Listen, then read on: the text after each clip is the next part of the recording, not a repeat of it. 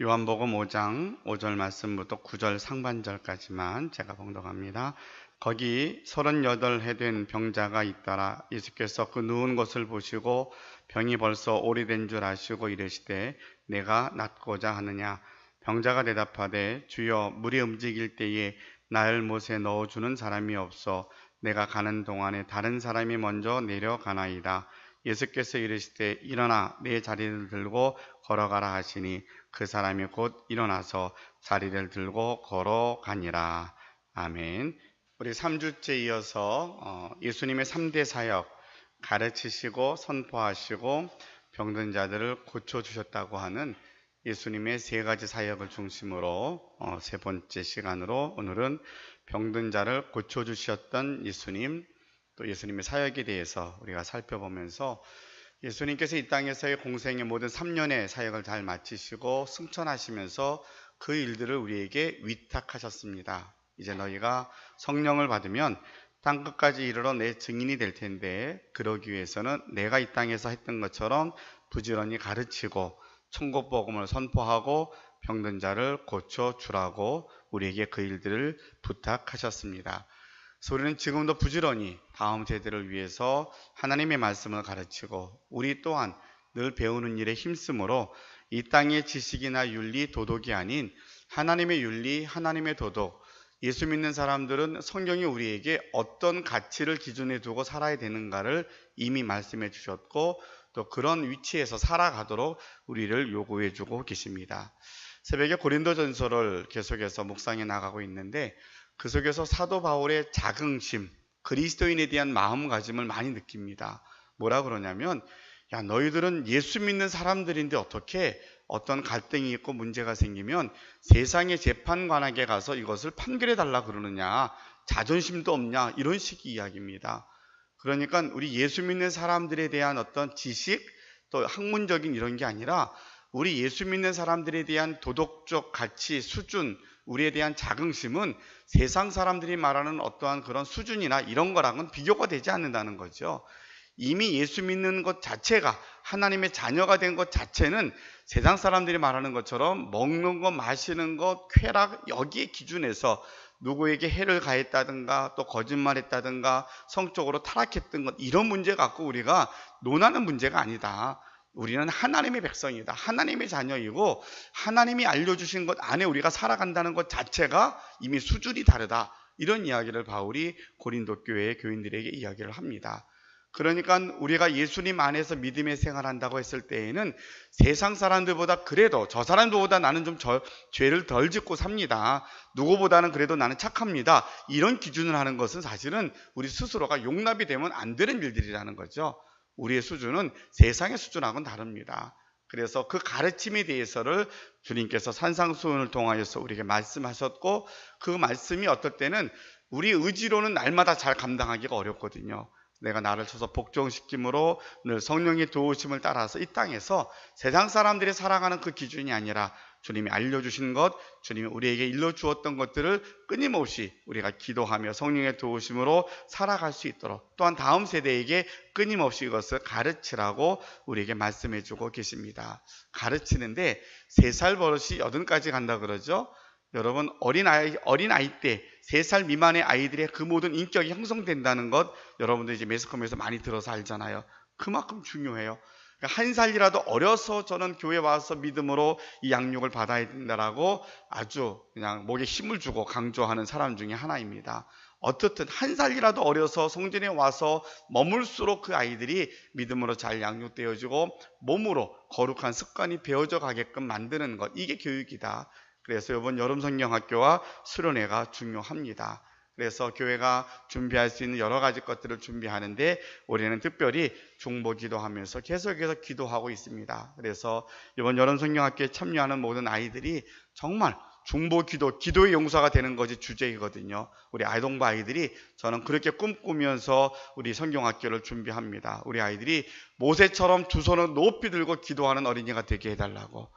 그림을 한번 그려보세요. 우리 아이들이 두 손을 높이 들고 나라 민족을 위해서 기도하는 어린이들, 교회를 위해서 기도하고 그 아이들이 부모 세대를 위해서 기도하는 우리 아이들이 이번 성경학교를 통하여서 바른 교육이 이루어지게 해달라고 소망을 가지고 기도하고 있습니다. 우리 중고등부 수련회 아이들을 준비하면서 우리 주제가 하나님의 사랑과 계획이거든요.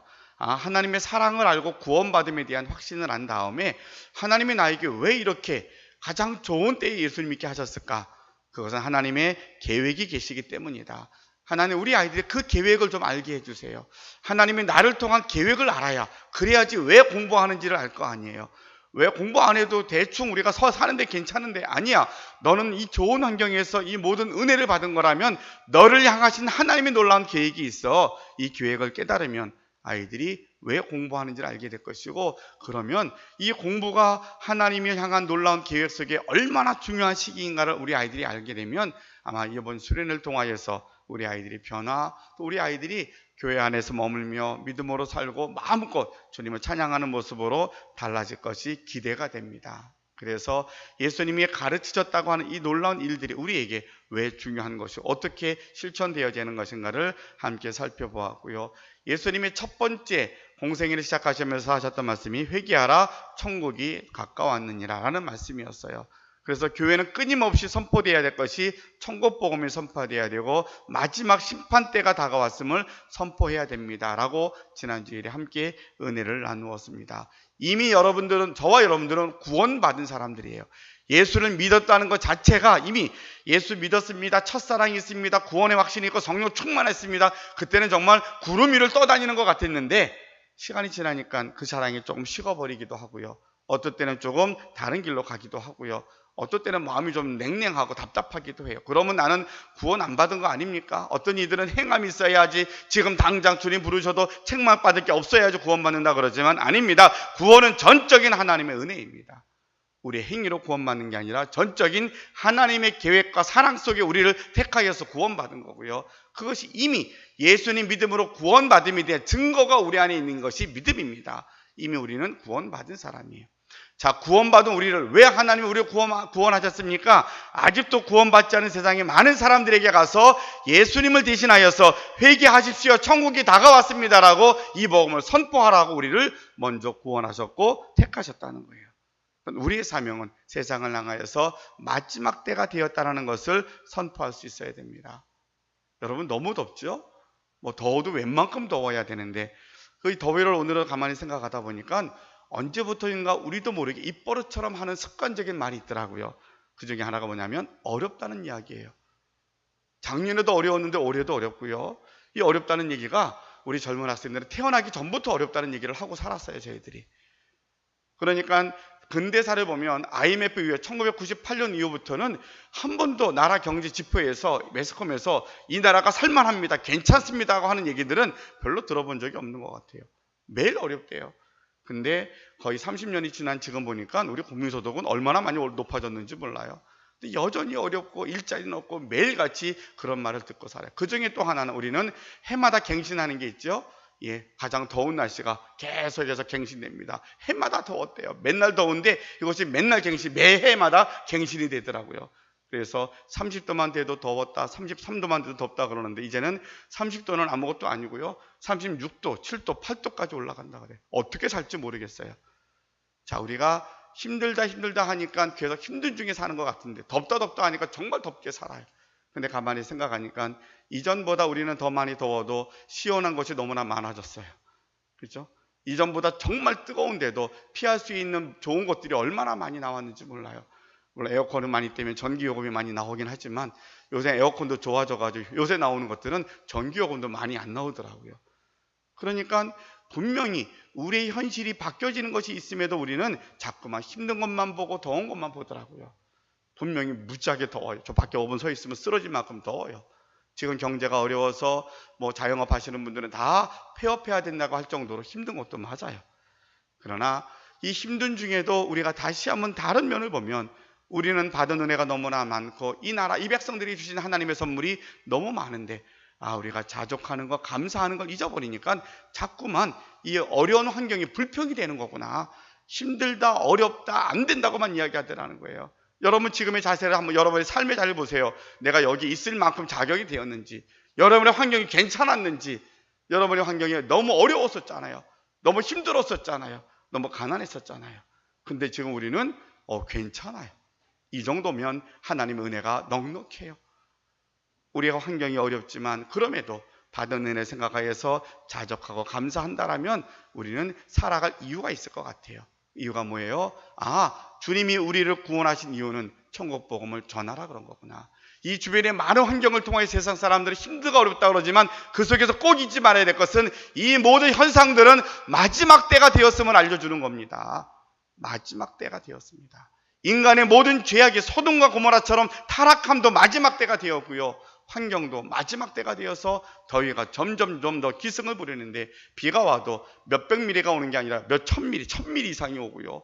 불이 나도 이제는 한 지역만 오는 게 아니라 온 나라에 한 귀퉁이, 우리나라 땅덩어리만큼 불이 나가지고 어느 나라에서는 그 모든 것들이 그 모든 재난으로, 재앙으로 이야기될 만큼 어렵습니다.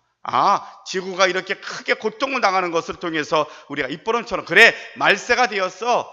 젊은 사람들이 옷 입는 거 보고서는 그래 말세야, 어른들이 말씀하시는 이런 게 아니라 정말로 마지막 때가 되었구나.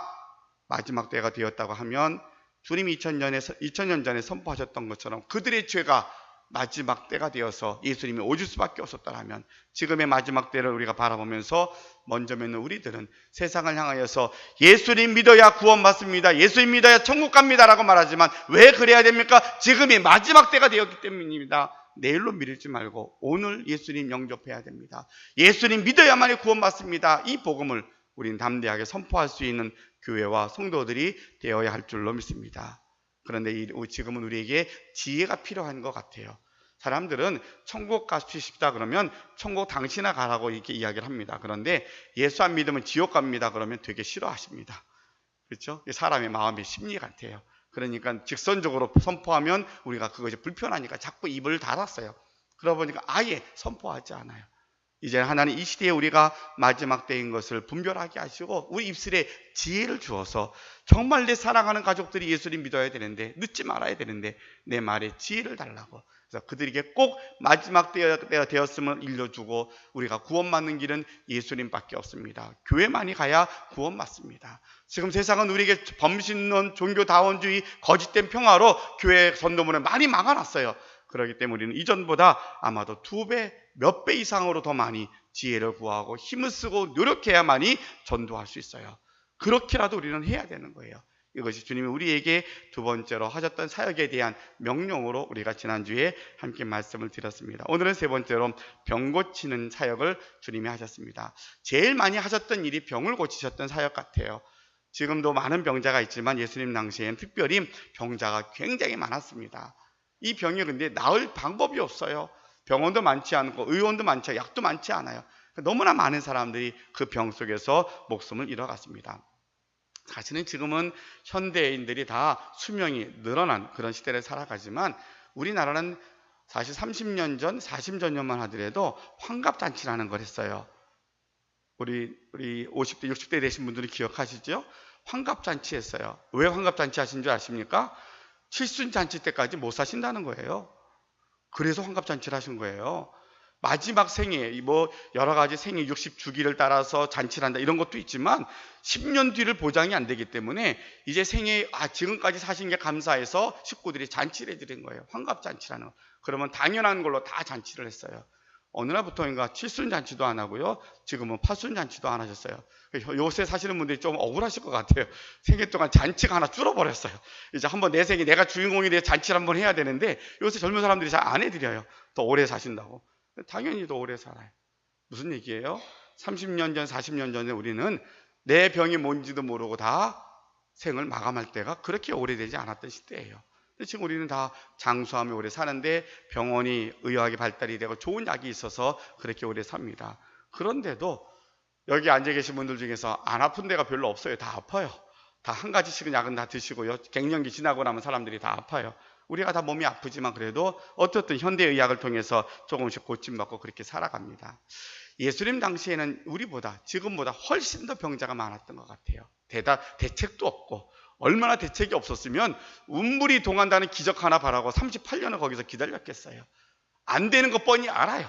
이제 내가 누워서 내 힘으로 저기에 달려갈 힘도 없는지 뻔히 알아요. 근데도 거기서 누워서 38년을 살았던 사람의 이야기를 우리가 많이 들었잖아요.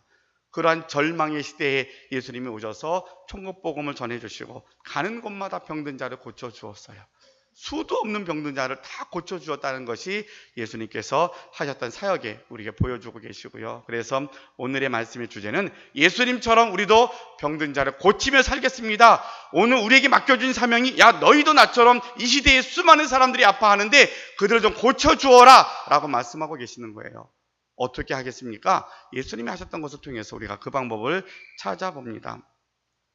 언어에 보면 예수님께서 고치셨다라는 그 뜻의 원래의 뜻의 의미는 봉사하다, 시중들다라는 그런 뜻의 의미로 시작되었다 그럽니다. 이 뜻이 조금씩 발전이 되면서 돌보다, 다루다 이런 말로 발전이 되었고 이 말이 조금 더 발전이 되어서 치료하다라는 의미로 그 시대적인 언어로 단어가 사용되었다고 이야기합니다.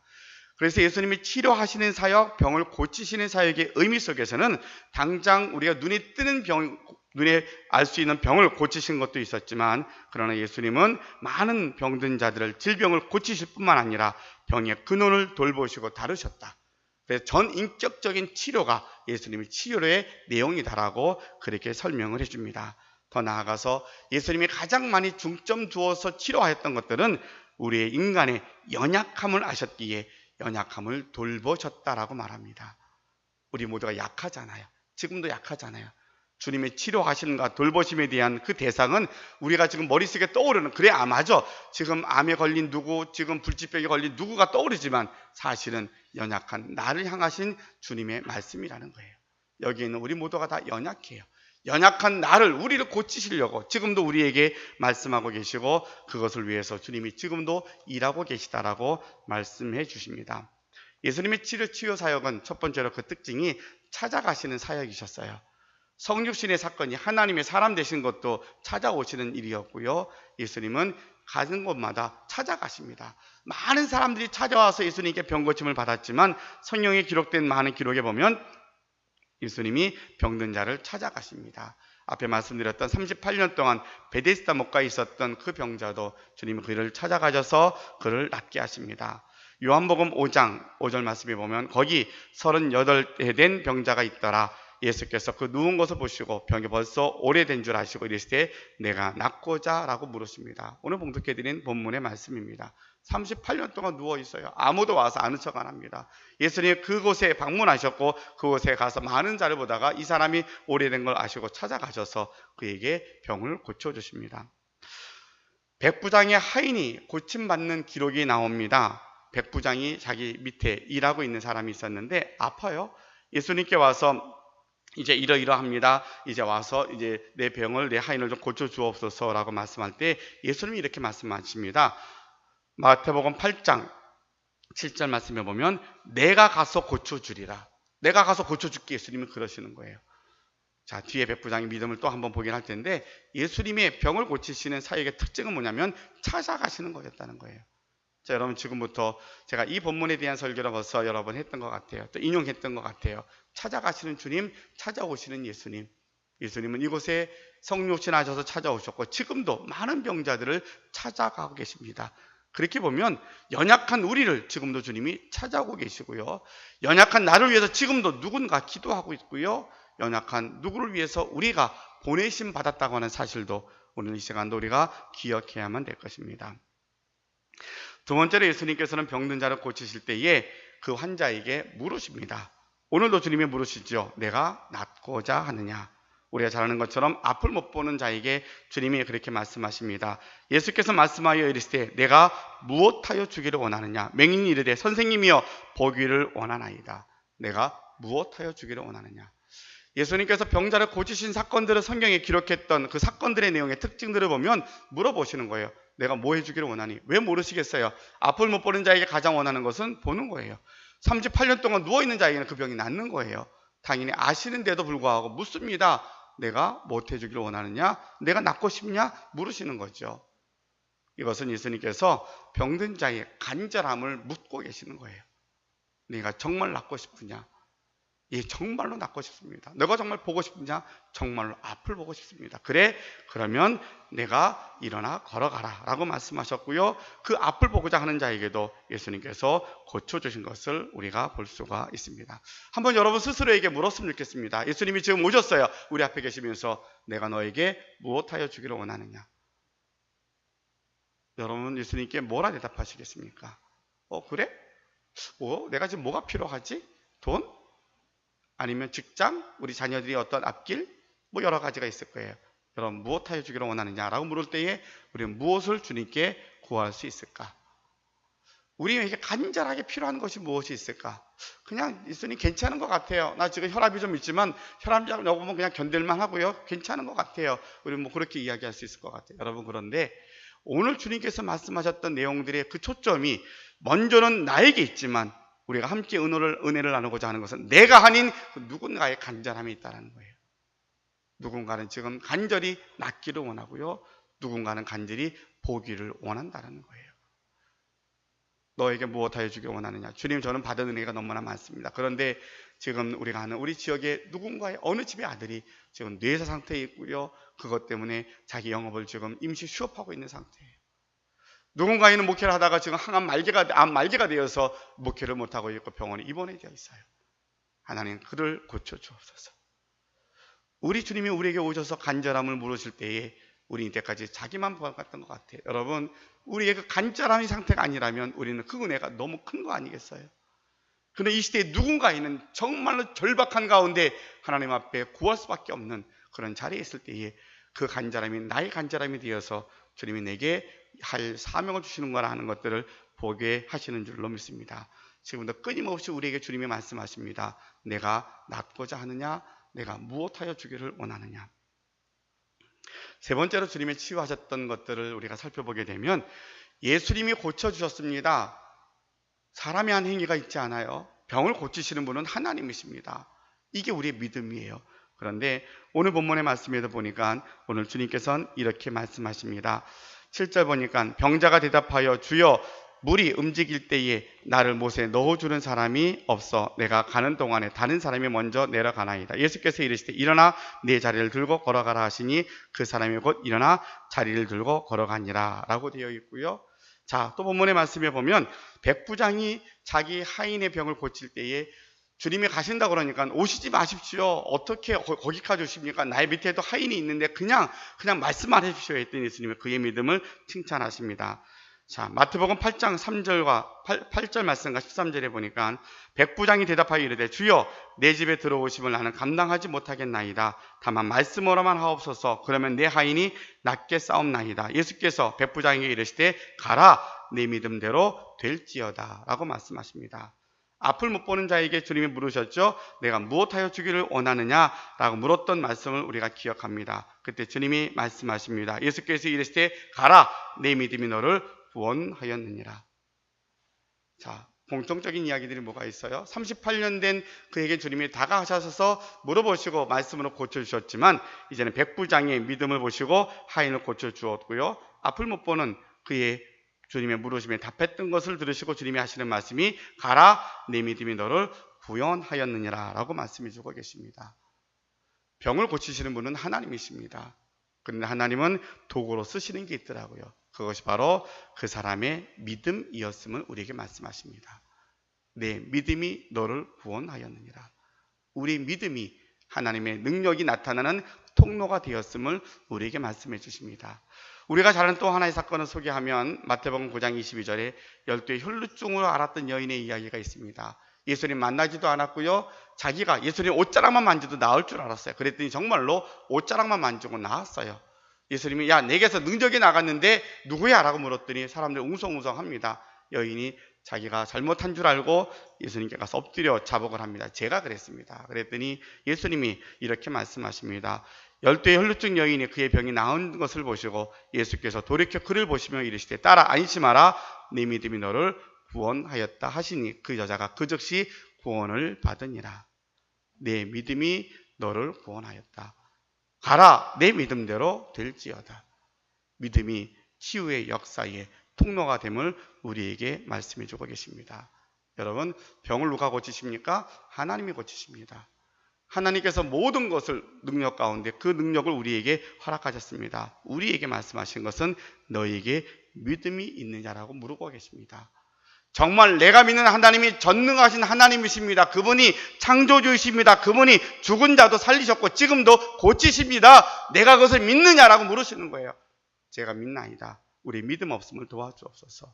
내 믿음으로 지금 절박하게 죽어가는 저 사람이 낫기를 원합니다라고 기도할 때에 우리의 기도가 하나님의 능력이 나타나는 축복의 통로가 될 줄로 믿습니다. 주님이 지금도 우리에게 물으십니다. 내가 믿느냐고.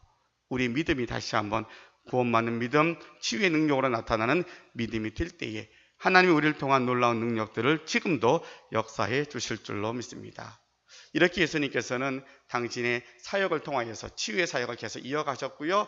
지금도 우리에게 이 사역을 부탁하셨습니다.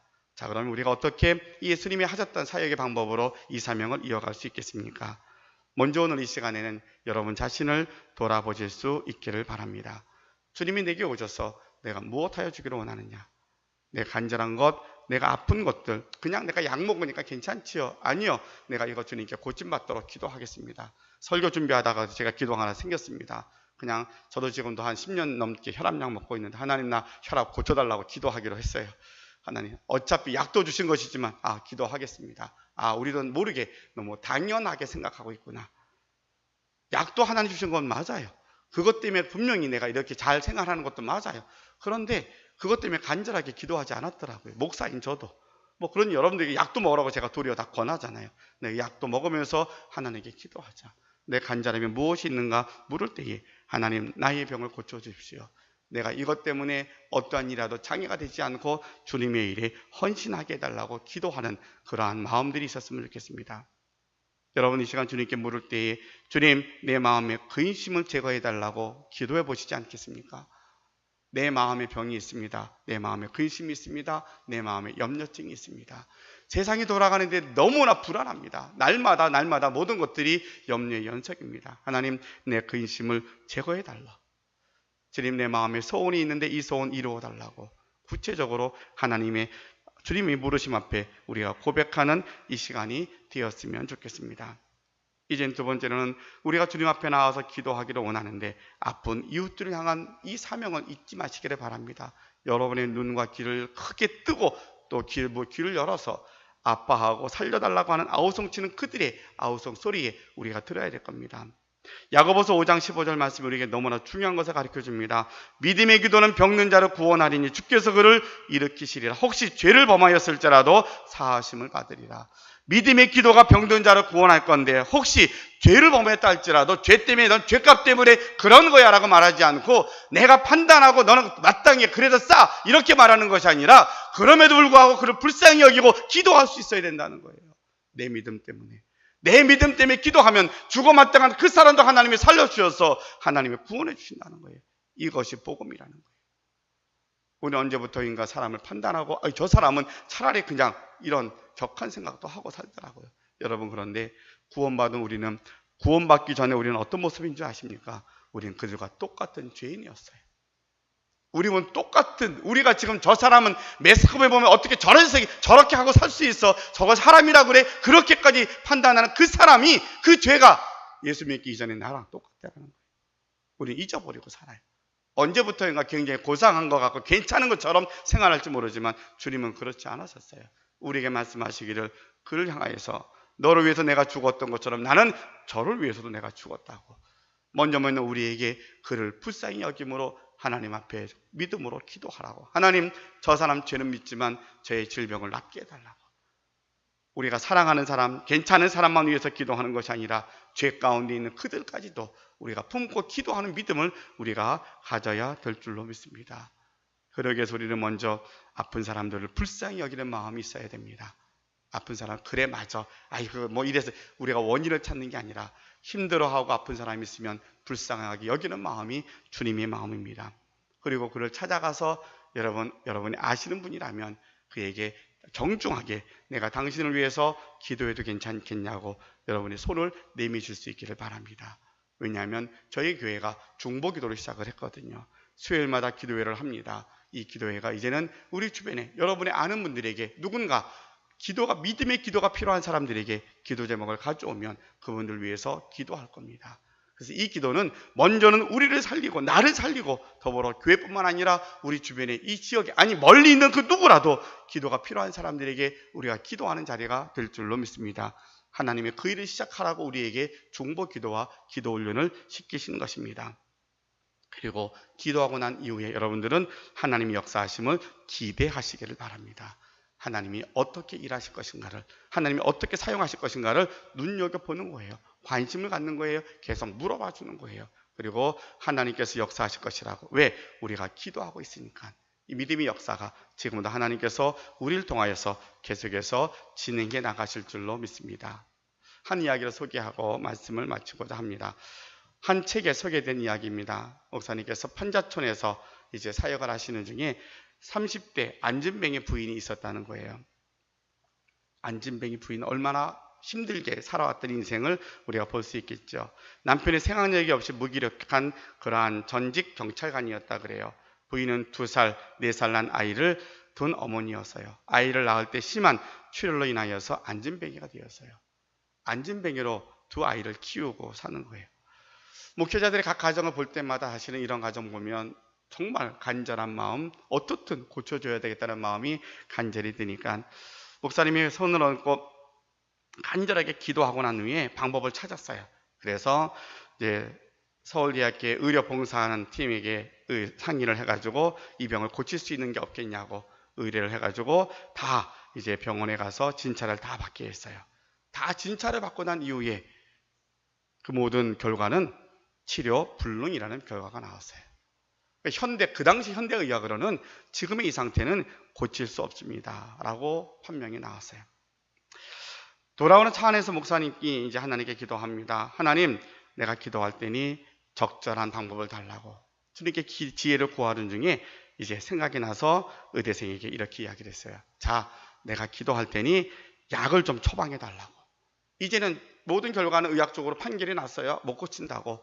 이제는 이건 의학적으로 못하니까 하나님만이 하실 건데 그냥 갈 수는 없으니까 약을 처방해 달라고. 왜냐하면 이 약으로 낫지 않는 건 이미 아는 거잖아요.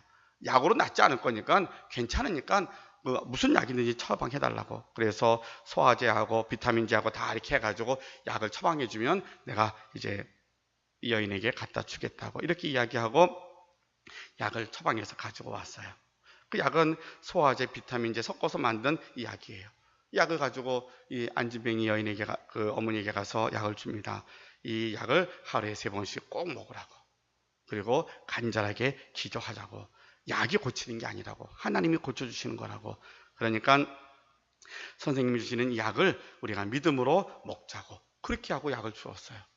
그리고 그 여인이 약을 먹기 시작을 했어요. 여러분 놀라운 게 그 약을 먹은 여인이 한 해 한 해 지나면서 조금씩 일어나기 시작했다는 거예요. 그래서 정상적으로 일어나 걸을 만큼 회복이 됐다는 거예요. 이것이 실제로 새벽을 깨우리다라고 하는 책, 김준우 목사님의 책에 나와 있는 일화예요. 참 대단하죠? 분명히 의학적으로 불가능한다고 판결된 거예요. 그런데 어떻든 사람들은 눈에 보여야 뭐가 있으니까 그래서 지혜를 주신 거죠. 지혜를 주어서 다 아는 약이지만 그래도 이걸 먹으면 괜찮다 생각해서 했더니 누가 봐도 이거는 그 비타민 먹고 소화제 먹고 나온 건 아니었거든요. 하나님이 고쳐주신 거예요. 기도하니까 낫더라는 거예요. 지금도 하나님 이런 역사를 우리에게 허락해 주실 줄로 믿습니다. 예, 여러분 지금 우리에게 정말 간절하게 하나님 오늘을 사는 게 너무 힘이 듭니다 라고 할 정도로 어렵지 않습니까? 그러면 여러분 감사하십시오. 얼마나 감사하십니까?